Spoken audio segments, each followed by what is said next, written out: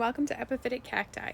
Today I wanted to do a little bit of an unboxing here. What I believe are Rhipsalidopsis and Schlumbergera. They're all hybrids species. Some of them are named. Actually, I think most of them are named. So this one I believe I had actually ordered from Etsy. And I think it's just kind of a, like a generic orange Rhipsalidopsis hybrid. So it's, the common name for a Rhipsalidopsis hybrid is just Easter cactus. And I've gotten really, really into Easter cactus lately. I think because they're really unusual in the fact that their flowers last for such a long time, but that their flowers open and close. So they open during when the sun rises, and then they close at sunset. And I just think that that is really interesting. Oh, this is some interesting packaging. So this is wrapped. It's got a pot here, and then it's wrapped like this, and then it's got like peanut packing at the top, and there's a bunch of loose dirt. So it's a little bit nerve-wracking when you unbox plants. I'm always like, especially epiphytic cacti, because a lot of times they really don't ship well, and shipping plants is like tough. It's tough business, so I think we should all give some major props to the people that have to pack these plants like this. And it looks like this seller did a really, really good job packing. These guys are packed. So you can see they were attached. They were kind of taped into the box a little bit too, even. And they had like the peanuts in between all of the little clades. And then they are wrapped in saran wrap with this little paper. And the reason why this is done is not actually to keep them wet. It is more along the lines to keep the soil in the pot. I am the world's worst plant packer. I am the world's worst plant packer. I am so tape happy, and I am so paper towel happy. It's just unreal. So let's kind of pull this out here. All right. There we go. And so, he's in like that normal kind of potting mix that, you're really always going to see, particularly like in commercial greenhouses and stuff for your holiday cacti. It's just like some kind of peat-based mixture. And they do well in that because they're in a very controlled environment. You can see this little clade here is just kind of rotten, probably got a little bit too hot or something. So it's something that I'll just snap off now. This one as well. Just snap that off now. That guy's a little bit damaged, so I'm also going to take him. But he's got some like new active growth and stuff, and me pulling these off, the new active growth's not going to stop it from growing. It's now that I pulled those off, it's just going to keep growing. I have a little seed pod here, so that's kind of fun. Maybe I'll keep that on there and plant it. The substrate is just not ideal for, I think, a home grower, right? So what I'm going to do with this is I'm going to pot it in just my standard epiphytic cacti mix, like everything else. There is a very rare exception. The only epiphytic cacti that I have that I don't think is potted in that mix is actually a species. And that I actually keep in sphagnum moss. Let's pull the second one. I believe that both of these are exactly the same. So I think that I just ordered like two of the exact same generic, and I just call them generic because I don't think that they had a name. And I know a lot of people get really, really stuck on that. But, there's just a lot of like plant lovers out in the world who just really don't care what the name is. They just like the plant. And I have a lot of named plants. And sometimes like I get plants that like this. There is no name. It's just personal enjoyment. Orange is a color that I think looks very nice on epiphytic cacti. In real life, I'm not a big fan of orange, but on epiphytic cacti, I just think it is the bee's knees. It puts the cheesecake in the cheesecake ice cream. Cheesecake ice cream is the best thing ever, by the way. If you've never had it, it's like, oh my gosh, it's wonderful. All right, so there we go. Same thing. This guy looks really good. He looks really healthy. There's no like rotting down at the base of the clades or anything like that. There's like 4 little plants in here. It's got also a seed pod, so we'll leave that on there. I like to experiment with seeds, so it never really bothers me to leave the seed pods and let them grow. So I feel like this guy kind of did a little bit better in terms of like his new clades aren't quite so you know, they're not going over quite in the same way from heat or whatever. There's a few of them, but also seem to have more new growth than the other ones. So looks really, really good. I'm really excited about those. Same thing, I'm going to take this guy and I'm going to repot it. I am actually going to repot these two together, probably. So I'm going to like loosen them up, get the stuff off the soil, and then I'm going to repot these two together. And then I will have a nice full orange Easter cactus. And these I'm really excited about because I've never ordered from this place, but this place does sell named hybrids of both Schlumbergera and of Rhipsalidopsis. So this is really exciting. And I will say this seller is really kind of strange because they have an online store. And they also sell on Etsy, and they also sell on eBay. And I have no idea where else they sell, but I'm sure there are other places. So it's really a seller that kind of sells all over the place. And one of the things that I noticed about this seller is that they're not... this greenhouse is actually not selling the same things everywhere. So what you find on eBay and like what you find on Etsy and what you find on their store can actually be different, quite different. Oh, what? So these guys are generally going to be smaller. I think they're like small 2-inch plants. And they look like they're definitely packed up.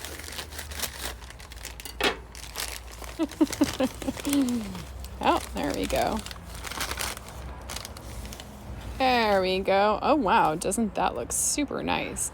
It's very dry. So that's quite lovely. You can see that looks very, how can I say this? It looks very good. It looks very healthy.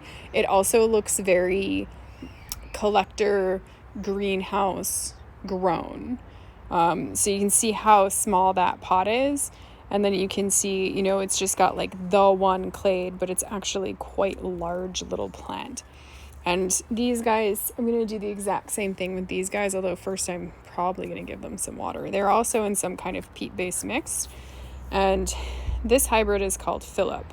And there you can see the address, the web store of where I got it from. So it's whittongreenhouses.com. This is very lovely. It's the first time that I've ever ordered from them. I definitely am expanding my collection here of other types of epiphytic cacti. I've also very much expanded my collection of Rhipsalis. And Rhipsalis, I'm just such a dunce on.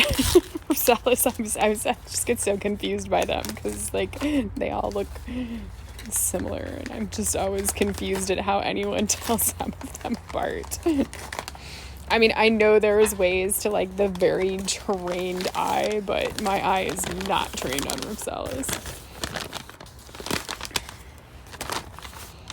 Oh, here we go. Oh, wow. So this is a Schlumbergera hybrid. And for people who just don't know the difference, this would be a Schlumbergera truncata hybrid. And the common name for this one is Thanksgiving cactus, where this is actually a Rhipsalidopsis hybrid. And the common name for this one is Easter cactus. And they do generally bloom around their prospective times, or their prospective holidays. And you can see the clades on the Easter cactus. They are sort of scalloped. And they always have these like fun little hairs that come out of the end. I really like the little hairs. And the flowers are actually uniform. They're symmetrical. And the Schlumbergera truncata hybrids, you can actually see that they have these like little pointed scalloped things here. I think that they commonly refer to this as like a crab claw cactus. Like I said, the most common name I've heard of is, Thanksgiving cactus. And it does bloom around Thanksgiving. And you can tell that it's a Thanksgiving cactus because it actually has the little crab claw looking things here. The little like sharply pointed sort of scalloped edges here. So that's actually how you differentiate this from a Christmas cactus. The true Christmas cactus does not actually have those pointy scallops on it. This guy is Fortuna. So he looks really good too, nice single woody clade. It's not a small plant by any stretch of the imagination. And I actually do find that these guys grow quite quickly. For me, they definitely grow quite quickly, especially I put them outside. And the Easter cactus do most of their growing inside. With enough light inside, they generally do really well. The biggest danger with them inside is overwatering or underwatering. They'll get dry or whatever, and then you'll dump a bunch of water in there, and it was too dry, and then they'll get all wrinkly and they'll start to die. And the Easter cactus ones, these guys, they're a little more finicky about that kind of thing. Like, they will really just start dropping their clades if they run into a situation where you like way underwatered and then way overwatered. They basically just tank. So that's a nice note, but they're super rewarding. So this guy looks really great. This is actually 3 clades. So it's really interesting how you can see that this is a 2-inch pot and this was a 4-inch pot, and there is almost as much. But one of the things is you can see the size difference in this here is it's a different kind of a source, right? Like I said, this seems to be much more of a real strong collector type greenhouse. Like, this seems to be kind of what they specialize in. So this one is called Capella. Very beautiful. Like, right away here, this is a seller that I don't think I would hesitate to purchase from, no matter where they were selling from. And this is pretty good quality. And for named hybrids, because you know what, I'm going to be honest too, this is actually the first time that I have ever even seen a named Rhipsalidopsis hybrid. The first time ever. So, I'm just so used to seeing them just only at the store, like when the Easter holiday kind of rolls around, the springtime. I'm always really just used to seeing them there. Oh, this guy, he got a little bit of damage, but that's okay. This is Aspen. So this is Aspen. This is actually a really recognizable and identifiable Schlumbergera truncata hybrid. It is white, and it has like very, very frilled edges. So it's generally one that is highly collectible, and it generally has a higher price tag on it for the most part. So that's pretty exciting. And there was a little, he looks really good. He's got his nice woody clade down there, and he's got all these new growth points. Looks very fat and very healthy. There is some damage here on this one, so some of these clades actually broke off, and that is perfectly fine, because all that I'm going to do with those is actually start new little plants from them. Yay! That clade is too young. So we'll just gently set that guy down there. So between the Schlumbergera and the Rhipsalidopsis, I would say that with the Rhipsalidopsis, I'm actually just a little bit more careful about watering them. I pay them more attention. I check their substrate more often. And I generally don't poke my finger in there because my substrate doesn't lend itself that well to that. I generally get used to the weight of the pot. So, this looks really nice. So that's really lovely. Nice, beautiful little plant. Oh, that is a Chiba Spot. This is a kind of a messy looking hybrid. I kind of got those because I'm a little bit curious about them. Their flowers are different. They're kind of messy. They remind me of like with the epiphytic hybrids that I grow, like the ones that I say have bedhead. It reminds me of that, where they just like the shape is not really present and they're just going any which way. I still can't believe that. I mean, I just came to the realization that I had never actually seen a named Rhipsalidopsis hybrid. That's so odd. Oh wow, how beautiful. It's really beautiful. Really nice. Look at all that new growth. It's just the happiest dude ever. This hybrid is Indus. Guys, I'm going to give these guys a little bit of water, but I am not going to drench them in water because, like I said, they will get a little bit testy. Like if you just dump water on them, they'll get a little bit mad about that if they've gotten too dry. And they do seem like they're a little on the dry side. So I'm just going to give them a little bit of water. And then I'm just going to kind of let them hang out outside here. It's pretty humid where I live, to just kind of acclimatize a little bit before I go down the process of, seeing about repotting some of them. The Easter cactus, the Rhipsalidopsis, I will definitely be repotting. But the Schlumbergera, I might not repot, just because if I don't repot them, they're more likely to bloom. If I repot them, they're probably going to have a little bit of a hard time. So I love this. So I was really, really interested in these kinds of stems like this. They're so weird and they're so different to me from anything that I've seen from like the normal, like this standard truncata. They're so thin.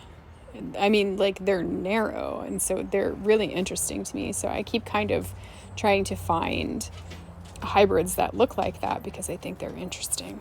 This one is called Happy. So that's really exciting. I think Happy has like kind of a peachy, orangey type flower. So I think that the package here is actually an auction from eBay. And I do notice that most of their stuff on eBay is auction style. And I also noticed that the things that were a little more sought after, a little bit more rare, had a tendency to go on the eBay auctions, which only makes sense, It really does. That's just good business. Because like on eBay, you're just bound to get like way more in an auction style for something than if you just try to charge like, or you just try to sell it outright. Especially, I think, while this is the first time that I've ever purchased from them, and even the first time that I've ever even really heard of them. And, I should say that the reason why I even heard of them was because they had some very good marketing on their eBay auction. Because what they had actually done on their eBay auction was they had put one of these little tags which had their website address, and then I visited their website address and then stumbled on the fact that they were also on Etsy. So it is entirely possible that I ordered from every single one. I did. I placed an order from every single source just to kind of, check it out and see. And because let's be honest, the name of this channel is Epiphytic Cacti, and because it's blooming season for epiphyllum right now, it's been a lot about epiphyllum, and that's not really the direction that I was ever trying to take the channel so much as it's truly epiphytic cacti. Oh, this is really exciting. This isn't even what I thought it was. So I won this guy in an auction. I had actually been trying to get this guy for a while, but he always has like a pretty high price tag. Let me get this guy out of here first. Let me move these guys over a little bit because they're getting in the way already. Lovely. Oh, I'm so excited about these. It's such a beautiful little collection. Oh, there we go. There we go. And people who collect will recognize this on sight.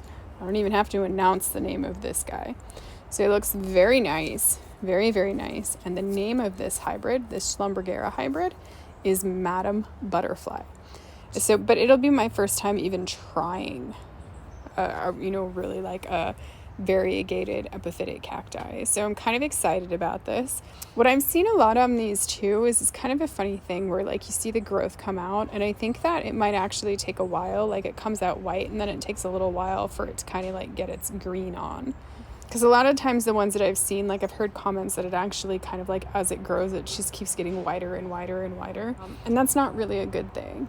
I should actually say like a word of caution is that like you should be very careful about, first off, people trying to sell variegated epiphytic cacti, because that's most likely not real.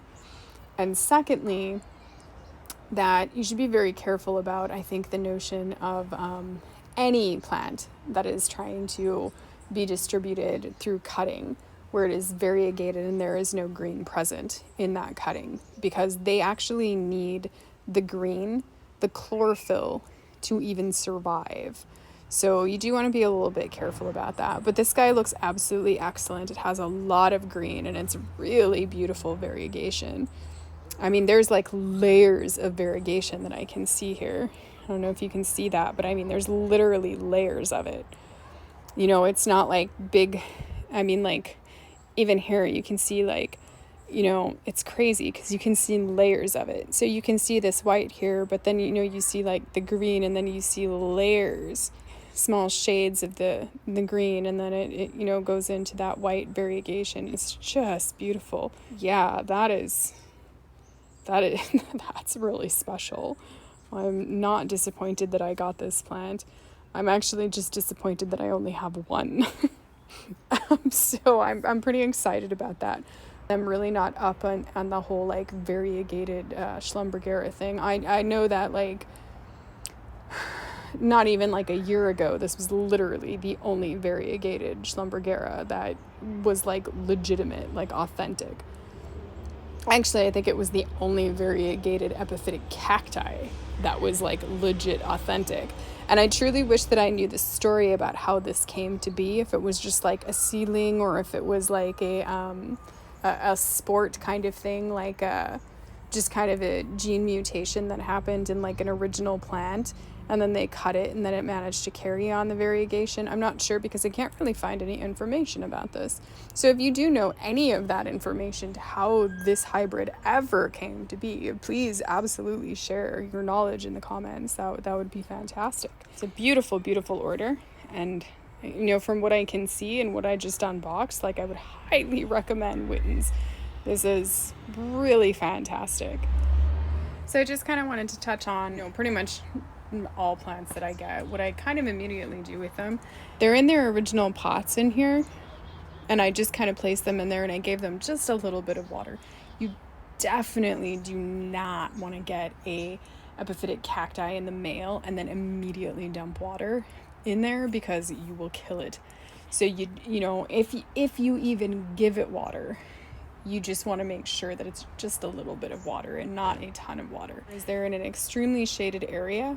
There you go. So they're in like the very corner of my pergola here, and they've got so much cover from like the epi, my house, you know, so they're extremely shaded. And I'm gonna let them acclimatize probably like a week, maybe 2 weeks, before I even tinker around with them. And like I said, I'm probably gonna repot the Rhipsalidopsis hybrids, but I might not actually repot the Schlumbergera hybrids. I'm not entirely sure yet.